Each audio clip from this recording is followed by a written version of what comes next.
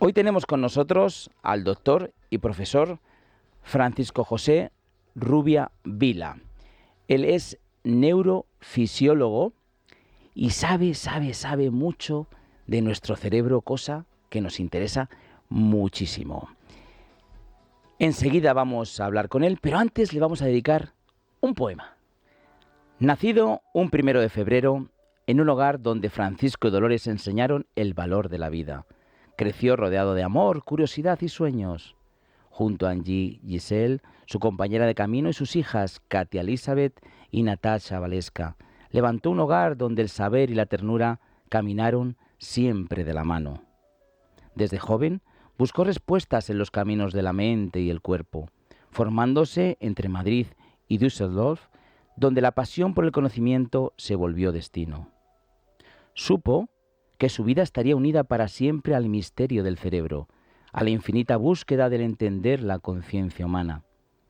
En Göttingen, en Múnich, en Pisa, en Nueva York, en Phoenix, forjó su huella con manos sabias y mirada incansable, y de regreso en su tierra dejó su marca en el Hospital Ramón y Cajal, en la Universidad Complutense y en tantos rincones donde la ciencia se nutre de humanidad.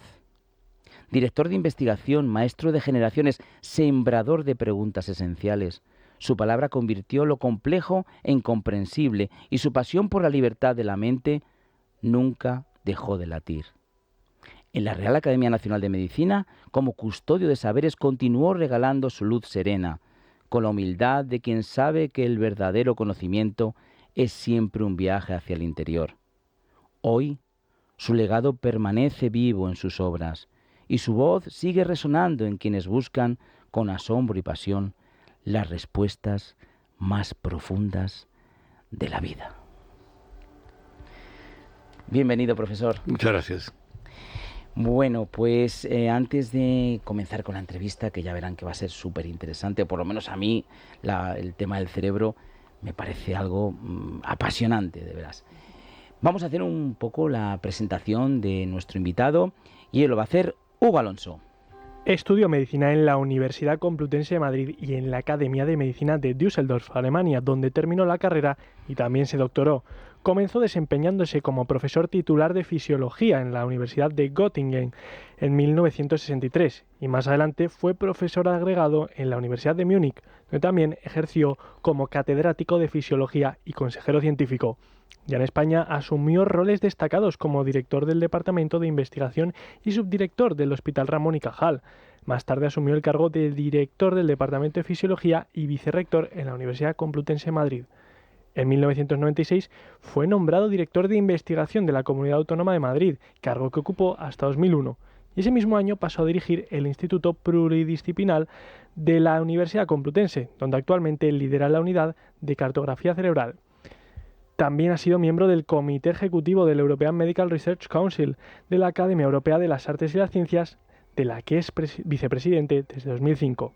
Y es miembro de la Real Academia Nacional de Medicina de España.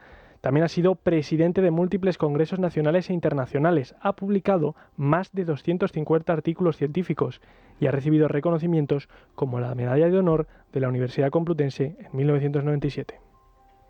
Bueno, profesor, nos hacía un poquito así, ¿en qué hemos errado o qué queremos añadir? Bueno, que algunos de estos puestos ya no los ocupo porque soy jubilado. Entendemos, eso era todo, sí. Bueno, estupendo. Está muy bien recogido todo. Eso lo entendemos. Bueno, vaya currículum, profesor. Son los años, ¿eh? Bueno, los años, y fíjese que una persona tiene experiencia, ¿no? Hay gente que dice, tengo 30 años de experiencia y ha echado durante el primer año experiencia, luego ha estado haciendo 30, lo mismo, pero en su caso no. En su caso ha dado, pero bueno, vueltas. Muchísimas vueltas. Bueno, el profesor Francisco José Rubio Vila nace en 1938 en Málaga. Sí. En Málaga. Esos primeros inicios, porque claro, aquí hemos visto un montón de países, de ciudades. Cuéntenos un poquito desde su esencia, es decir, nace en Málaga, ¿cuántos años está? O sea, ¿su niñez es en Málaga? Estuve durante todo el bachillerato en el colegio de los jesuitas. En Málaga. En Málaga. O sea, nació en Málaga y estuvo sí, pues allí como... Muy pronto en el colegio de los jesuitas. todo el bachillerato prácticamente. Y luego cuando fui a Madrid, cuando también estuve en la residencia de los jesuitas. Quizás por eso llegó un momento en que dije, me tengo que marchar. ¿Y eso? Hombre, estaba ya un poco harto, en realidad. Yo había hecho algunas prácticas en los hospitales alemanes durante el estudio. Y entonces quise volver. Y con 18 años estuve en un hospital muy bueno y estuve ayudando al jefe del hospital en la cirugía y tal y cual. Y me quise quedar, pero el jefe me dijo, no, no tienes edad, entonces era 21 años la mayoría de edad.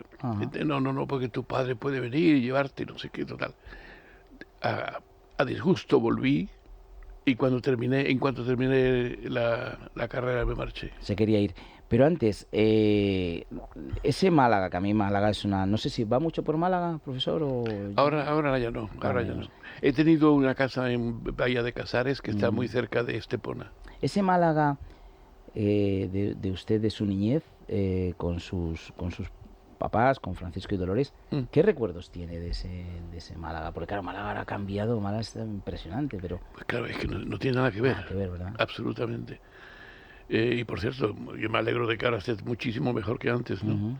Porque antes era una ciudad de provincia, ¿no? Y tenía además un río que no tenía agua, ¿no? Ah, ¿sí? Sí. Vaya, pues... Pero ahora sí, con las lluvias se ha llenado, sí. No, pues pocos recuerdos, bueno, los recuerdos que tienen todos los niños, ¿no? De los juegos y de la escuela, tal y cual. La escuela de los jesuitas estaba en El Palo, que es una barriada Sí.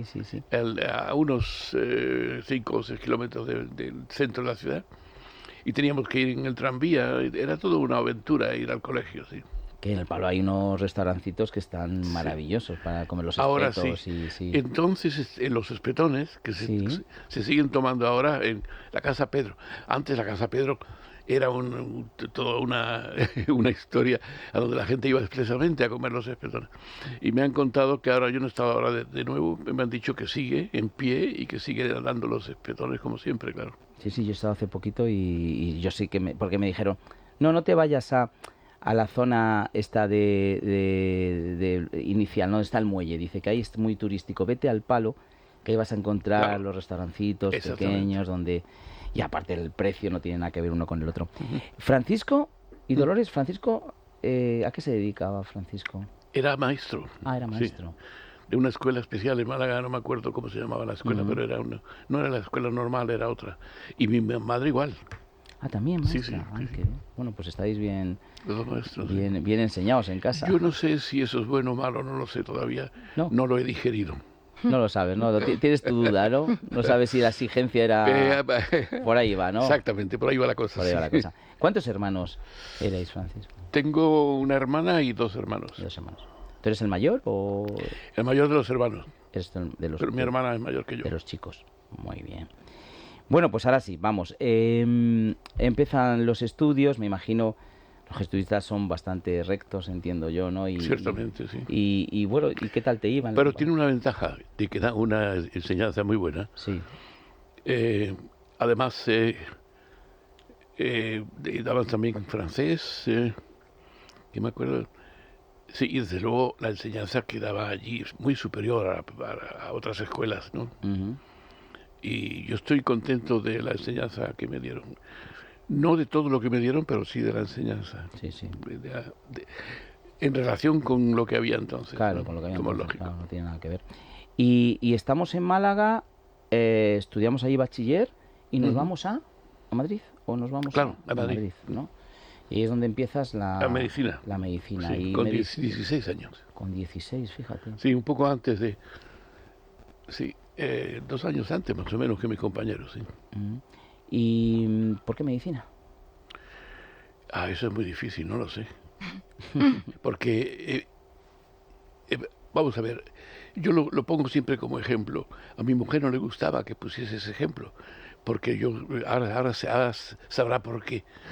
Porque cuando me preguntan ¿por qué medicina? Yo dije, pues yo no lo entiendo, porque durante todo el verano estuve con un profesor de matemáticas aprendiendo ingeniería porque iba a ser ingeniero industrial. Y cuando llega septiembre, me parece que aproximadamente por el 5 de septiembre o algo así, que había que matricularse, le dije a mi padre, lo siento, yo quiero medicina. Y Todavía no sé por qué. De la misma manera que tampoco sé por qué me casé con mi mujer.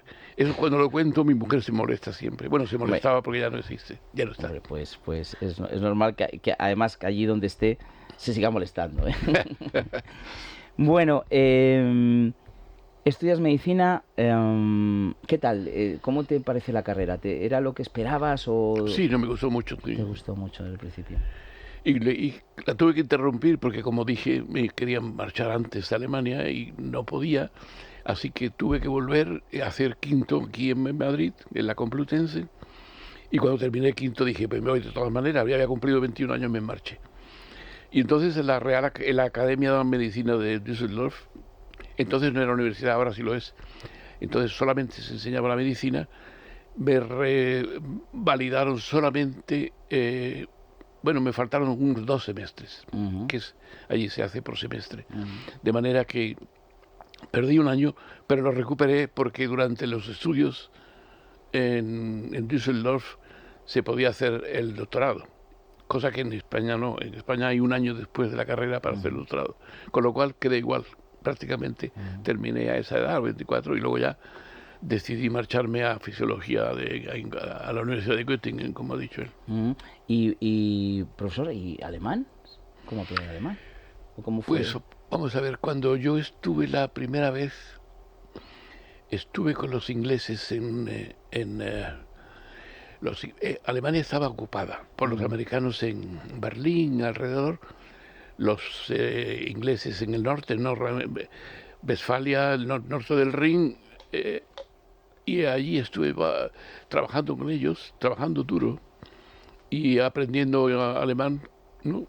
Estuve de ascensorista, paleando carbón para las para invierno, las casas de los ingleses. Madre mía, buen Sí. trabajo. Uf.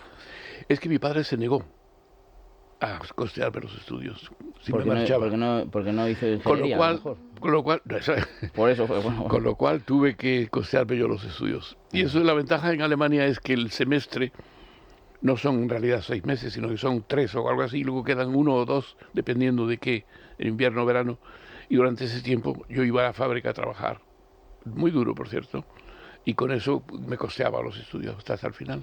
Pues que le doy, vamos, la enhorabuena de qué fuerza física y mental, ¿no? Para estar allí en... Pero cuando se tiene una motivación fuerte, eso no cuesta, no Claro, cuesta nada. claro. Es muy curioso, ¿no? Se suele decir, hay que ver qué fuerza de voluntad tiene ese señor. Y en realidad, si uno está muy motivado, pues no le cuesta nada, prácticamente, como el que hace cualquier otra cosa. Ya. Sí, lo peor es El que- único problema es que, claro, allí hacía un frío espantoso. claro. Y una vez iba a comer con unas monjitas que daban una cena muy barata, iba en bicicleta y me quedé enganchado en la nieve y no podía salir. Y dije, aquí la cuestión, se finí la cuestión, ¿no? Pero pude sacar la bicicleta y llegar a comer con las monjas. ¿Sí? Bueno. Y allí conoces a tu esposa, ¿no? Entiendo. En Alemania, Exactamente, sí. no, exactamente, en eso lo conocí a mi mujer, sí. Ujú. Que es del norte, era de Lübeck, Ah, que es una ciudad del norte. muy bien. Y bueno, y de ahí salen Katia y Natasha, Ujú. ¿no? Tus hijas. Ramón y Cajal, su director del hospital, hemos dicho bien, fue Primero fui su director y luego después cuando Delgado, Sí. Rodríguez Delgado, que dirigía el departamento de investigación, se jubiló, yo ocupé el puesto de director de investigación del departamento. Ujú. Evidentemente descartó, profesor, el tema cirugía, ¿no? No era algo que... Bueno, yo trabajaba con monos y gatos, bueno, con monos no, pero con gatos sí. Eh, Claro, porque al final el cerebro ¿no? se Claro, diseccionaba, ¿no? Entiendo sí, yo, ¿no? exactamente, sí. Desgraciadamente no había monos aquí, ni tampoco en la Complutense, pero en Múnich sí tenía monos, sí, muchas jaulas de monos, trabajaba con ellos. A mí esto de neurofisiólogo nos lo tiene que explicar, porque a mí me cuesta un poco... Fisiología es la función neurofisiólogo en la función del sistema nervioso, no es otra cosa. Que por cierto es muy desconocida. No, ya le digo yo que por parte de la mayoría, mucho. Yo no sé tanto en los No, médicos. en general, no es la ¿verdad? mayoría, para todo el mundo. Yo creo que no conocemos ni un 10% de la función cerebral. Y hay el problema más gordo en la función del cerebro es cómo es posible que lo que llamamos mente y que antes se llamaba alma sea independiente del cerebro. Yo no creo en ello y yo estoy convencido de que más tarde o temprano sabremos cómo interaccionan la parte mental con la parte física. Pero eso es desde Descartes, que dividió el alma y el cuerpo, la res cogitans y la res extensa, pues eso es ahora en muchas personas. De todas maneras, entre los neurocientíficos hay muy pocos que sean dualistas. Yo trabajé con un premio Nobel de fisiología que se llamaba John Eccles. Este señor era dualista y le costó mucho trabajo implantar sus ideas, porque la mayoría, como he dicho, de los neurocientíficos ya no es dualista. Están convencidos de que la mente no es otra cosa que es una producción del cerebro que produce cuestiones mentales, ¿no? Y además yo estoy convencido que más tarde hay un argumento que yo siempre utilizo. Mientras pensemos que la mente es separada, está separada del cerebro, nunca jamás vamos a estudiar cómo es posible que interaccionen, porque estamos negando la interacción, porque decimos que tiene el alma o la mente hoy día algo independiente completamente del cerebro, no tenemos ninguna posibilidad de estudiarla. O sea que estamos impidiendo el estudio de esa interacción. Ese es un argumento que yo siempre utilizo para decir que las personas que sostienen que la mente es independiente del cerebro no piensan correctamente, o por lo menos están impidiendo, como he dicho antes. ¿Y no será profesor por el tema religioso? Bueno, el tema religioso va por su parte, claro, por supuesto, el tema religioso. Pero antes de la religión, Descartes lo dijo clarísimamente. Hay una cosa extensa, que es el cerebro, y una cosa res extensa y res cogitans, una cosa que piensa, que es la mente. Y están separadas. Y esa historia del dualismo es muy antigua, se remonta a Platón, a Aristóteles, todos eran dualistas. Dentro de la medicina, profesor, a lo mejor los neurofisiólogos y todos, porque es un poco como un tema más trascendental en muchas ocasiones, ¿no? ¿Os notáis un poco como desplazados de lo que es el mundo científico de la medicina o como un poco, no sé, por decirlo así, como un poco los locos, ¿no? Que están ahí divagando sobre algo, ¿no? A mí no me han llamado nunca loco y espero que nunca lo hagan, pero no creo. Está creo, completamente... Sí. No hay estamentos distintos en la medicina, bueno, quizás algunas cosas raras, ¿no? Porque pero en su época, cuando dices, bueno, entonces me imagino que no habría mira, estaba la especialidad, pero no era como ahora entonces...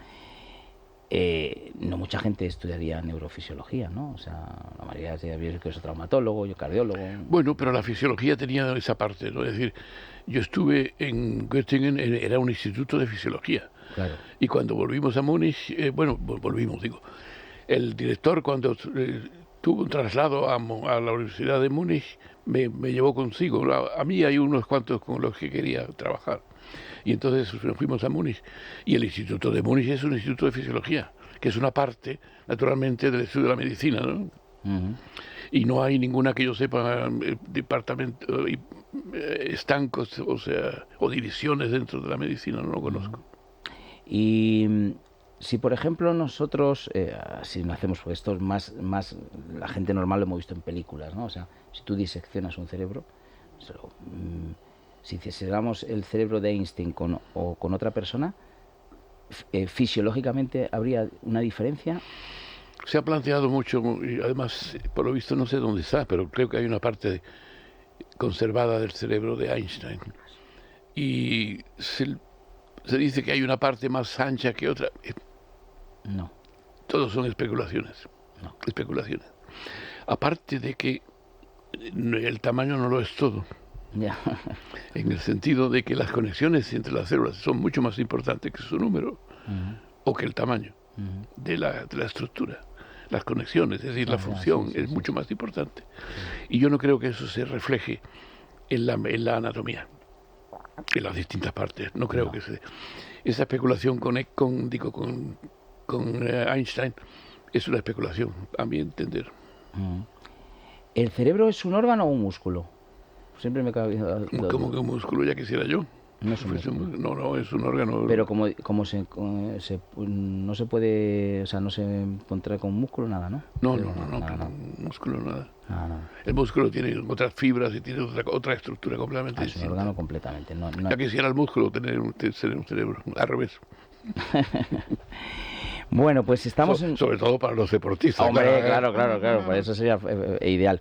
Bueno, pues estamos en un momento muy interesante. Yo luego, en la segunda parte de la entrevista, que vamos a entrar en esto, yo es que he visto cada título de sus libros, y cada título, cuando lo vayamos viendo, yo voy a querer, ya le digo, le preparo un poquito, que de cada título, porque son títulos que sugieren muchísimo, que nos pueda hacer una sinopsis. No que nos haga un spoiler del libro completo, pero sí, por supuesto. Sí, sinopsis, porque el cerebro nos engaña, el cerebro espiritual, el sexo del cerebro, el fantasma de la libertad, o sea, son cosas que me parecen tan apasionantes que en esta segunda parte de la entrevista vamos a hablar de ellos, si le parece bien. Sí. Pero antes le vamos a hacer un regalo musical. Ah, magnífico. A ver, ¿qué me sorprenden? Bueno, profesor Francisco José Rubia nos ha dejado helado con esta música, esta lambada. Estábamos hablando del cerebro, de temas trascendentales, y de repente ¡pum!, salta la lambada. ¿Por qué la lambada? Pues porque una cosa dificultad de encontrar una música, ¿cómo diría? Que le moviera, no sé. Que me moviera, sí. La lambada siempre me ha movido, sí. A bailar, claro. A bailar. Esta es de bailar, claro. Está...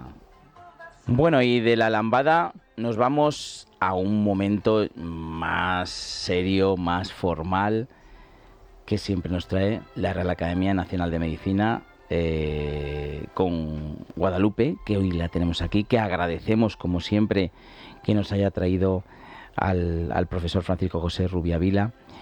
Y bueno, ya saben ustedes que la Real Academia Nacional de Medicina, una institución que fomenta la investigación y el desarrollo de la ciencia gracias a sus académicos, como el profesor Rubia, al que hoy tenemos el placer de tener aquí.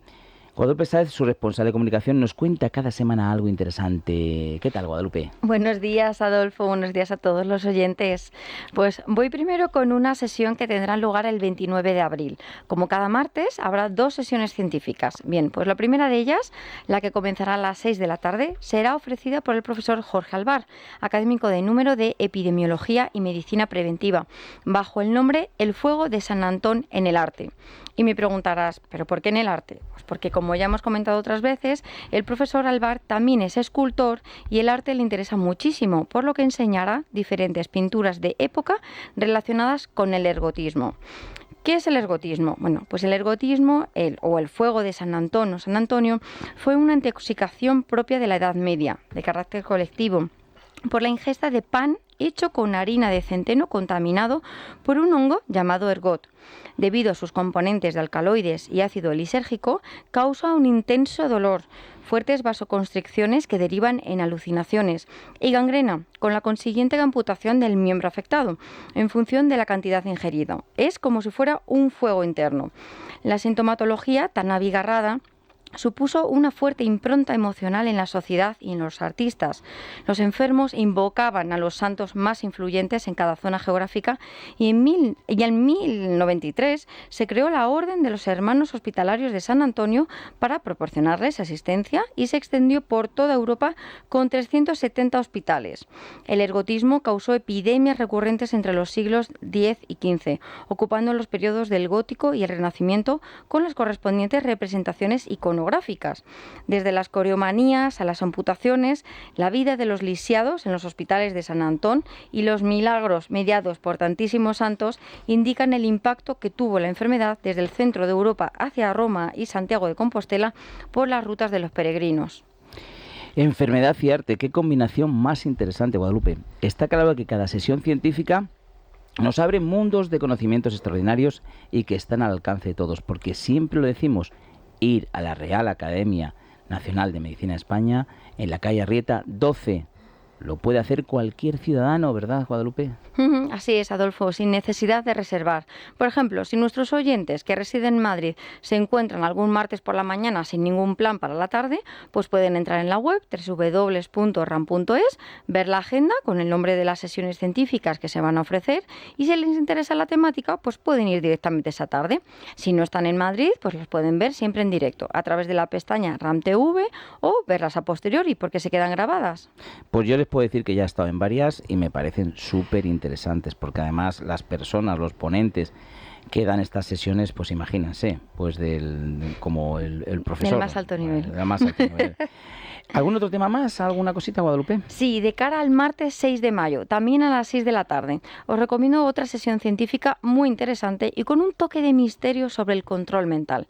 El académico en cuestión hablará del peligro que supone el control mental, comenzando con el llamado lavado de cerebro y continuando especialmente con las sectas, sean religiosas o no.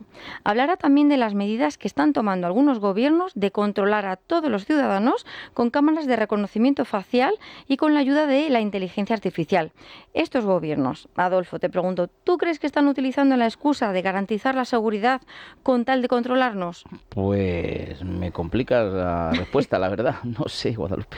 Pues es muy difícil contestarla. ¿Te parece entonces que se lo preguntemos directamente al académico que hará la sesión científica? Porque le tenemos aquí con nosotros. Es el profesor Rubia, así que yo creo que podemos aprovechar para que nos dé su opinión. Venga, pues estupendo. Profesor. Sobre. ¿Usted cree que los gobiernos lo que quieren hacer es controlarnos y no es tanto por nuestra seguridad? Por supuesto, pues por supuesto. No sé si conoces la obra de 1984 de George Orwell, un inglés, ¿Sí? que ya decía que había un control absoluto de la población. Las personas que están en los gobiernos necesitan que los ciudadanos sean sumisos. Y esa es una medida magnífica porque, en primer lugar, es necesario controlar a la gente, no solamente por motivos políticos, sino simplemente, por ejemplo, hay una fábrica en China donde todos los usuarios llevan un casco con control de las ondas cerebrales, y si alguien se pone indispuesto o algo así, pues lo retiran, lo pueden saber, sustituirlo, etc. Es decir, naturalmente, un aparato sirve para varias cosas, pero también sirve para lo malo, que es el control de la población desde el punto de vista político, cosa que en China es moneda común, ¿no? Y tenemos efectivamente el mayor número de cámaras en las ciudades en China. Creo que Shanghái tiene miles, ¿no? Sin embargo, a mí lo que me ha llamado la atención es que en el listado Londres figura también como una de las ciudades con mayor control. Vaya tema más interesante. Luego profundizamos, ¿no, Adolfo? Sí, luego sí. Vamos a seguir. Ahora llega el momento Uniteco. Los médicos siempre se ocupan de nosotros, siempre están pendientes y nos cuidan. Pero es que ellos también necesitan un apoyo. Y para eso está Uniteco, que se encarga de los temas legales y administrativos, los temas que son más complicados para el médico, para que éste pueda desarrollar su profesión como él sabe y pueda cuidar de sus pacientes. Bueno, pues este salvador de almas que Uniteco ha creado con tanto cariño para los médicos, pues ahí está, es una canción preciosa que explica pues lo que es la vida del médico. Uniteco siempre está ahí, temas legales que puedan tener, administrativos, los médicos, para que ellos hagan lo que saben hacer, que es tratarnos, y que, bueno, se puedan olvidar de lo otro que se encarga Uniteco. Uniteco lleva con nosotros ya desde los principios del programa, ya llevamos más de 3 años, y le agradecemos siempre que esté ahí. Bueno, y vamos a hacer la primera recomendación, que nos la va a hacer Hugo Alonso. La artrosis es una de las enfermedades más incapacitantes que existen. El 50% de las bajas por invalidez permanente originadas por enfermedades reumáticas corresponden a pacientes con artrosis. También es una de las que más afecta a nivel psicológico y a nivel social. Si eres una de las personas que la padecen las manos y el dolor y la rigidez te impiden hacer con normalidad las actividades del día a día, prueba los guantes de Relax Quantic Nanotech, que te ayudan a aliviar estos síntomas en sesiones de 20 minutos y sin tener que desplazarte. Bueno, pues ya saben ustedes que la artrosis de momento es una enfermedad que no tiene cura. El cartílago se ha desgastado y se desgasta pues con el paso del tiempo, en algunas ocasiones antes y otras después, pero al final vamos desgastando ese cartílago que de momento no es regenerable. Lo que podemos hacer que es, bueno, pues paliar el dolor, que podamos mover mejor las manos, y para eso unos reumatólogos junto con un inventor han inventado estos guantes Quanti Nanotech, que lo que hacen a través de ondas pulsantes, masaje, vibración, calor, en sesiones de 20 minutos, que lo podemos hacer tranquilamente en nuestra propia casa, vamos a conseguir, pues eso, que las manos estén más ligeras, que no nos duela y que paliemos pues ese momento tan duro que es cuando tú estás usando tus manos, abres una persiana, te vas a abrochar un botón, abres un bote y te duele, ¿no? Y lo pasas mal. Así que estos guantes son muy buenos para ese tratamiento de la artrosis de manos. Y luego también tenemos para rodilla y la espalda. La rodilla trabajamos con, en este caso, con ondas, con lo que se llama terapias de luz, infrarrojo y ultravioleta, para penetrar en la irrigación de ese cartílago y que desinflame, con masaje, vibración y calor, y la espalda con láser, un cinturón láser. Así que llamen, pregunten, porque tenemos solución para el dolor de la artrosis. Un teléfono completamente gratuito, 900-730-122. Lo repito, pueden marcar, aunque es domingo, marquen, deja ahí la llamada y ya el lunes hablamos con usted. 900-730-122. Y ahora vamos con nuestra escritora de cabecera, que nos ha dejado aquí algo muy interesante, Paloma de Castro. Hola Adolfo y compañía, y hola a todos los que nos escucháis al otro lado de la radio. Pues hoy vamos a dedicar un pequeño huequito a hablar de la evolución de los estudios sobre el cerebro a lo largo de la historia, porque la cosa ha cambiado muchísimo. Hace 2500 años, por ejemplo, los antiguos egipcios momificaban el cuerpo de los difuntos. Durante este proceso extraían los órganos y los guardaban en vasos canopos. A diferencia del corazón o del hígado, el cerebro, sin embargo, se desechaba, porque se consideraba entonces una víscera de segunda categoría. Muy poco después, al otro lado del Atlántico, las civilizaciones pre-incas conocían remedios para enfermedades como la epilepsia o la migraña. ¿Qué remedios? Pues la trepanación, por ejemplo, que consistía en horadar la parte superior del cráneo para corregir la presión sanguínea. Numerosas calaveras halladas en yacimientos con signos de trepanación indican que el enfermo sobrevivía. No sabemos muy bien cómo, pero sobrevivir, sobrevivía. Ya un primer avance considerable llegó en el siglo V a.C., en Grecia, cuando Alcmeón de Crotona defendió por primera vez que el cerebro era el origen del pensamiento, aunque no fue hasta el siglo III a.C.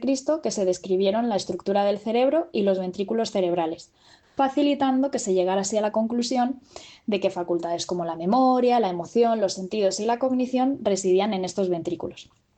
Y para sentir un poco de orgullo nacional, cómo no, Santiago Ramón y Cajal, que recibió el Premio Nobel de Medicina por sus descubrimientos sobre la estructura del sistema nervioso y el papel de la neurona.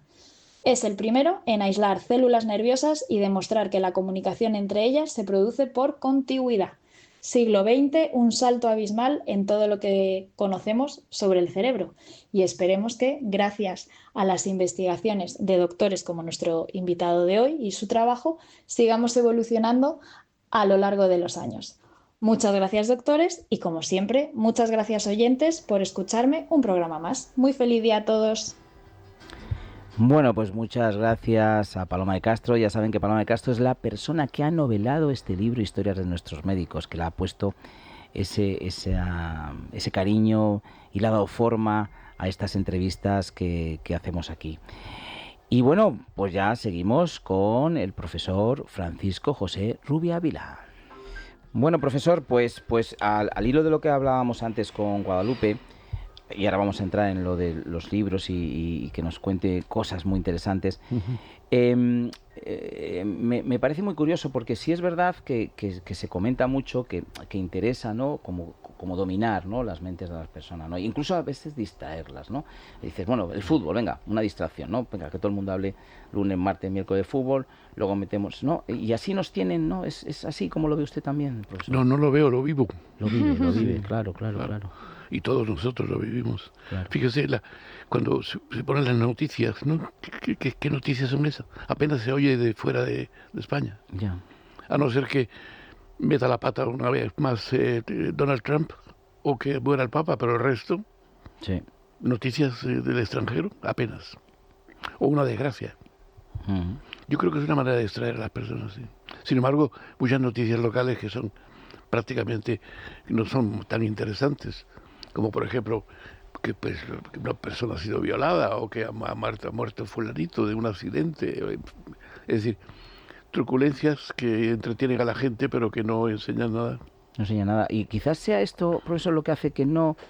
Que usted hablaba antes que a lo mejor solamente es el 10% lo que conocemos. Sí, quizás estas cosas también lo que hace que no evolucionemos mucho a nivel mental o que nos tengan así o no. No, es otro tema, ¿no? Pero evidentemente el cerebro necesita estímulos, vive de ello, ¿no? Ujú. Y si no le enseñamos nada, pues se atrofia.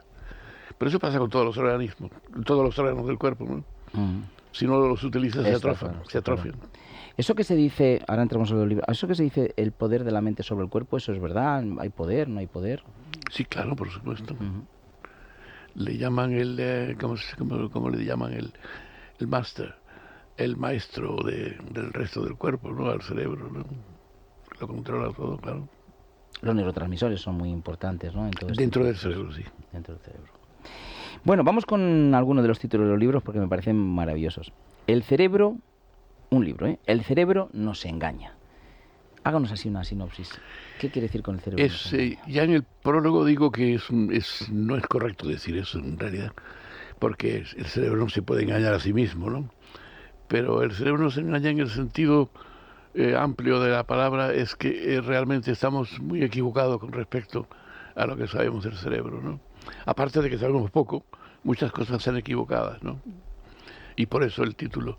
Pero en realidad de lo que se trata el libro es de un repaso por toda la fisiología o, si quiere, psicología del cerebro, ¿no? El libro trata muchos temas, ¿no? Como lo verá en los capítulos, los títulos de los capítulos, ¿no? Mm. Antes me hablaba un poco de la dualidad entre la mente y el cerebro. No sé si la mente es lo mismo, ¿usted le llama lo mismo que el alma? ¿O sería lo mismo? ¿O hay mente, alma y cerebro? ¿O No, cómo bueno, podríamos...? en primer lugar, yo eso del alma no la entiendo lo que es. Lo único que sé es que se le equipara a la mente. Ahora se le llama mente para no llamar alma, pero en realidad es lo mismo. Algo que es independiente de la función cerebral. Cosa que por hoy no está demostrado que exista. Ujú. Al contrario, lo que dije antes es que el interés que la neurofisiología tiene es demostrar precisamente que no es nada independiente, que el alma no es otra cosa que la función cerebral. Lo que pasa es que se expresa de manera distinta, no se expresa con neurotransmisores ni potenciales eléctricos, sino que se expresa pues en palabras y se expresa en funciones mentales, ¿no? Ujú. Pero yo estoy convencido de que es una función como otra del cerebro. Ujú. Así que eso del alma, yo le llamaría una entelequia, además es algo misterioso, que nadie sabe lo que es, pero que es muy importante para la religión, claro. Sí, claro, para la religión mucho. Porque cuando morimos parece ser que el alma se separa del cuerpo y se va arriba, no sé qué, cosa que nadie ha demostrado hasta ahora. Yo soy un científico, tiene que entenderlo. Ya, no, sí, aquí es... además yo creo que se puede ser científico y ver esa parte y luego, bueno, pues tener ciertas creencias y tal, que eso Claro, no... eso que hace muy Todo esto que hay ahora, estas modas que hay ahora del mindfulness, es decir, del control de la mente, de la relajación, de buscar... ¿qué opina de todo esto? Bueno, hasta cierto punto no se ha conseguido el control de la mente tal y como se hubiera deseado, ¿no? De controlar la mente completamente. Siempre se escapa, ¿no? Porque no tenemos mecanismos y instrumentos suficientes para controlar eso. A mí me da la impresión de que eso es una cosa, por ahora es algo muy difícil de conseguir, el control absoluto de la mente, por muchos esfuerzos que se hacen. Ya. Porque sí es verdad que hay veces que tú estás pensando algo que es negativo, que no te gusta pensarlo y que te cuesta abandonar ese pensamiento, ¿no? Yo creo que ahí sería, ¿no?, donde se habla para no sufrir, porque muchas veces estás ahí, dale vueltas a una cosa bueno, y la mente es muy difícil. Hay que engañarla un poco, ¿no? Vamos a ver si la engañamos para que no... Distraerla, ¿no? El mejor instrumento es la distracción, sí. Distraerla con otro tema. Porque es verdad que solamente se puede pensar en una sola cosa o se pueden pensar en varias. O sea, quiero decir... Yo creo que solamente en una. En una cosa, ¿verdad? Hombre, y la concentración no es otra cosa que eso. Aparte de lo importante que es la concentración para conseguir algo cuando se piensa y no estar divagando de un sitio para otro. La concentración es fundamental para un buen pensamiento. El otro día estaba viendo un debate que tenía una psicóloga, en este caso, con un psiquiatra. Y bueno, pues era un debate duro, no era que los dos estaban... Entonces la parte psicológica siempre decía que es al final que no se puede tratar al cerebro como un cerebro enfermo, ¿no? Es lo que decía la parte psicológica. El cerebro no es que esté enfermo, porque el psiquiatra, digamos, que lo trata más como un cerebro enfermo, que hay que medicarlo, y la parte decía que todo tenía que buscando el fondo y todo esto. ¿Esto cómo lo ve usted? Sí, buscando el fondo, pero que muchas veces no se conoce cuál es el fondo. Ese es el problema. El psicólogo intenta tratar con pacientes, en realidad, con pacientes que no son psicópatas. Entonces, el psiquiatra sí que trata con enfermos mentales, ¿no? La psicóloga no, que yo sepa, ¿no? O sea, que hay una diferencia. O sea, hay una enfermedad mental. Claro, por supuesto. Hay una enfermedad mental. Por supuesto. Digo otro título, Conexión Divina. ¿Qué significa pues ya esto? No me acuerdo de eso. Del libro. Me imagino que se referiría a algún tipo de... Sería esa dualidad, ¿no?, entre la mente y el espíritu, o me imagino que estaría... Pues, no recuerdo, realmente ahora mismo no recuerdo. Bueno, pasamos a otro, no pasa nada. Si tuviese aquí el índice, lo sabría. ¿El cerebro espiritual? Lo mismo, claro. Las personas tienen una parte espiritual, ¿no? Que se le llama espiritual, pero que en realidad, tanto como el cerebro religioso o el cerebro espiritual, son cosas que son dadas, ¿no? Pero que no tienen ninguna explicación científica por ahora, ¿no? Por ejemplo, ¿cómo sabemos cuál es el cerebro de una persona religiosa de la que no lo es? Pues nadie lo sabe. Claro. Nadie lo sabe. Pero, sin embargo, sí es importante saber que hay una parte de la población que cree en cosas del más allá, ¿no? Cosas del tipo religioso. No solamente de tipo religioso, sino del tipo, por así decir, esotérico, digamos, ¿no? Es decir, que no son comunes, ¿no? Y esas creencias, pues, son muy difíciles casi inherentes al ser humano. Tiene que creer en algo, ¿no? Cosa que es importante, porque la creencia puede ser un motor para la acción, ¿no? De hecho, ya lo ha sido a lo largo de la historia. Y eso es la parte más importante, que sirva para que el cerebro acometa una serie de tareas que sin ese background, pues no lo haría. El cerebro, fíjese que es nuestro gran aliado para muchas cosas, porque es el que probablemente nos dé las mayores alegrías, cuando te enamoras, cuando estudias, cuando ejerces y tal. Pero también es el que nos puede matar, ¿no?, en un momento determinado, con esos pensamientos, con ese cortisol, con ese... O sea, ahí, por eso yo creo que... Sí, bueno, pero eso ya es en términos patológicos. Nosotros no nos matamos normalmente, ¿no? Es decir, pero claro... Puede contribuir, ¿no?, a claro que puede contribuir, sí, claro. Es que el cerebro es el mastermind, es el maestro de la mente. Es el maestro, claro. Y del cuerpo también. Claro. Está todo ahí. Por eso me interesa en él. Sí, yo creo que tendríamos Porque ahí radica todo. Sí. Y normalmente los médicos siempre tenéis esa sensación de que os falta mucho por conocer, ¿no? Solo sé que no sé nada, ¿no? Pero en el caso, yo creo, de la neurofisiología, creo que dices, no es que me falte, o sea, estoy a años luz todavía de poder... ¿Alguna vez se llegará a esto? Hombre, la evolución es muy complicado. Al campo no se le ponen puertas. O sea, por supuesto que se llegará. Lo que pasa es que yo no lo voy a vivir. Ninguno de nosotros lo va a vivir. Ya. Y es muy triste, porque realmente sería la solución de muchos problemas. Sin duda, ¿no? Si conociésemos mejor el cerebro, pues muchísimos problemas. Sobre todo psicológico. Y esto de la inteligencia artificial, no sé si va sustituyendo un poco al cerebro, ¿no?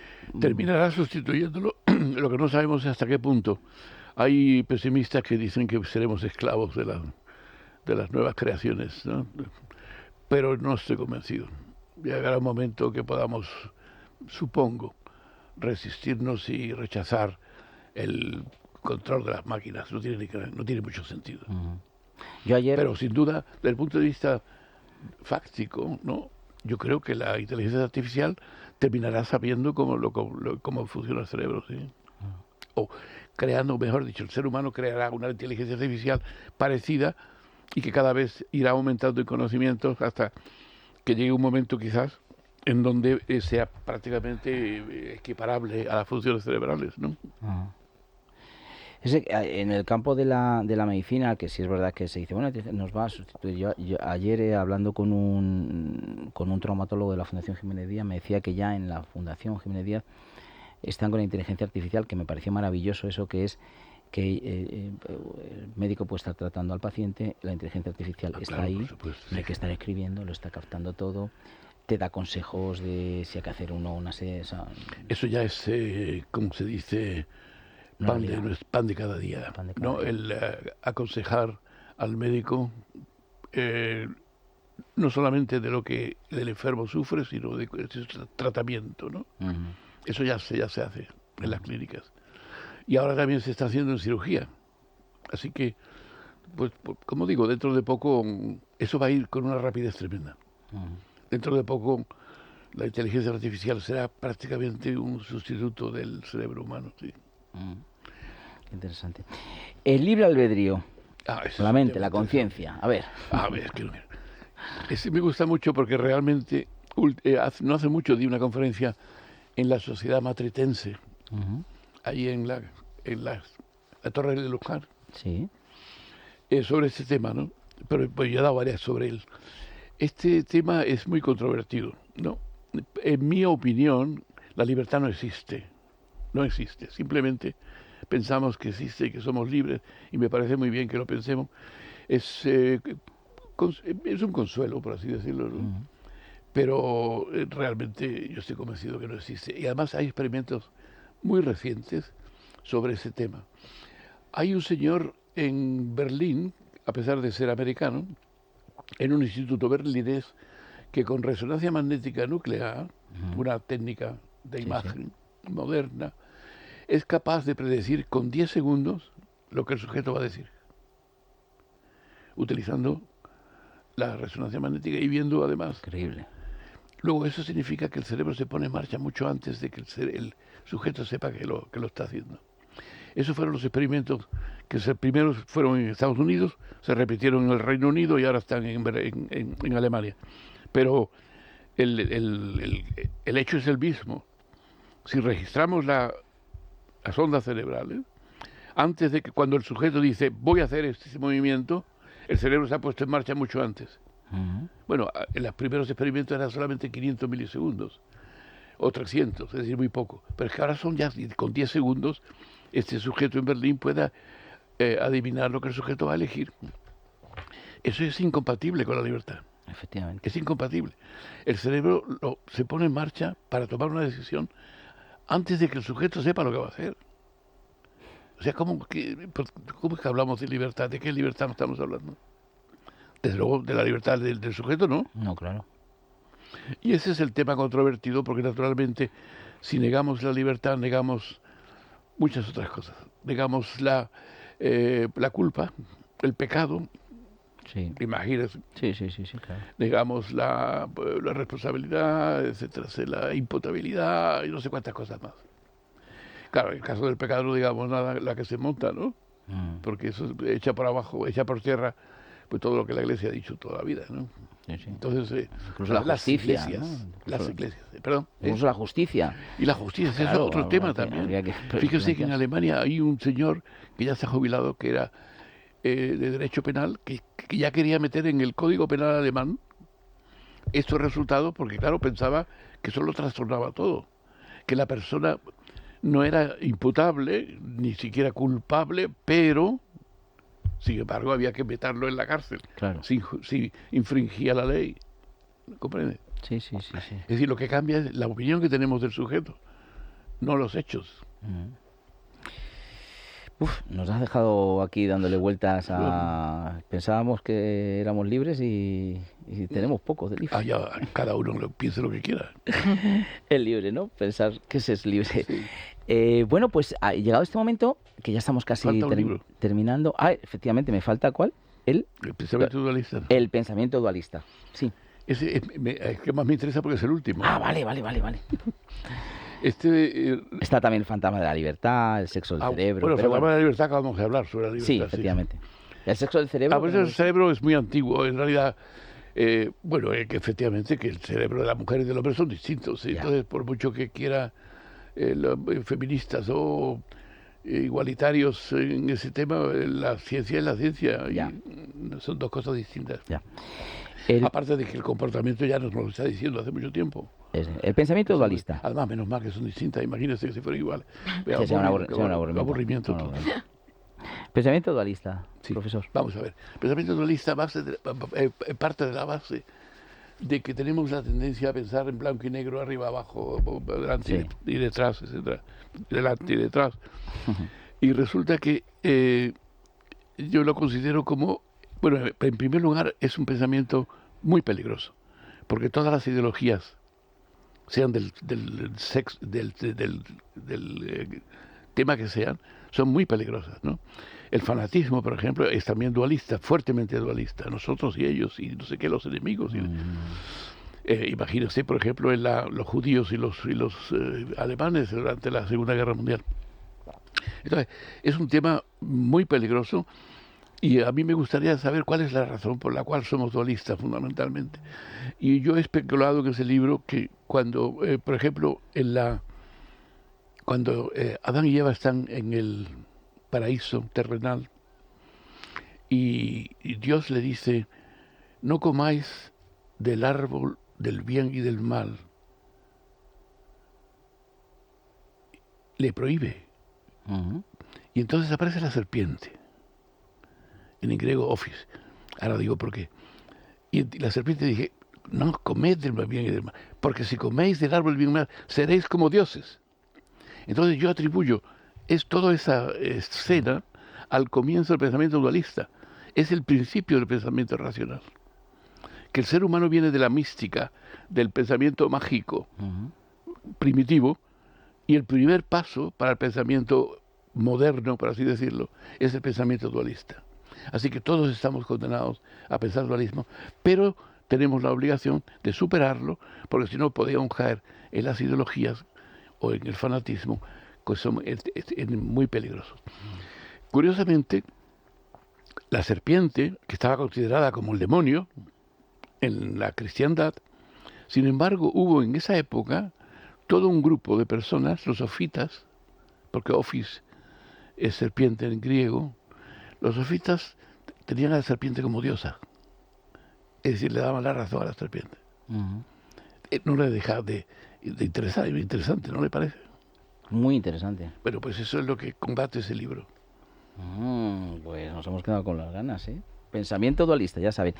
Bueno, vamos a hacer ya, estamos casi terminando, vamos a hacer una recomendación de un producto que está, bueno, causando cambios en la vida de las personas, que es ese glucómetro que no hace falta pincharse para sacarse la sangre. Es muy importante controlar nuestros niveles de azúcar. El 50% de la población no sabe que tiene diabetes y la tiene. Se hace la insulina resistente, empezamos a subir los niveles de azúcar y entonces hay órganos que se dañan mucho, como son la vista, el riñón, el corazón. Empezamos a tener una herida que no cura. Bueno, pues todo esto es un problema si tenemos el azúcar no controlada. Para ello existe el glucómetro de Protege tu Vida, un glucómetro sin pinchazos, donde tan solo colocando un dedal en un dedo y a través de inteligencia artificial, que es a través de cromatografía, va a captar cuánta azúcar tienes. Así que vamos a poder controlarla cuantas veces queramos, bien controlada y sobre todo sin dolor y sin pinchazos. Les voy a dar un teléfono para que puedan marcar y informarse sobre este glucómetro: 973 01 01. Lo repito, 973 01 01. Y bueno, profesor, no sé qué tal se ha sentido. Yo muy bien, muy bien. Me alegro mucho. La verdad es que yo me he quedado para mucho tiempo de reflexión, sin libertad, ya me he dado cuenta que no, pero para reflexionar. A mí es que me encanta el tema, yo le admiro muchísimo que haya estudiado tanto, además desde tan joven, pues claro, como se empezó la carrera antes, y nada, le animo a que siga Ya me queda poco. dándonos luz. No, pero bueno, los sabios, y yo le considero a usted un sabio, le quedan lo que le queden, pero siempre son sabios. Siempre son sabios. Muchas gracias. Pues nada, enhorabuena, profesor, por todos sus estudios. Muchas gracias, y muy interesante. muchísimas gracias por haber estado aquí con No, nosotros. encantado. Y a todos ustedes, pues nada, nos vemos el próximo domingo, ya saben, en Historia de Nuestros Médicos, y les mandamos de aquí un abrazo y un beso. Muchas gracias.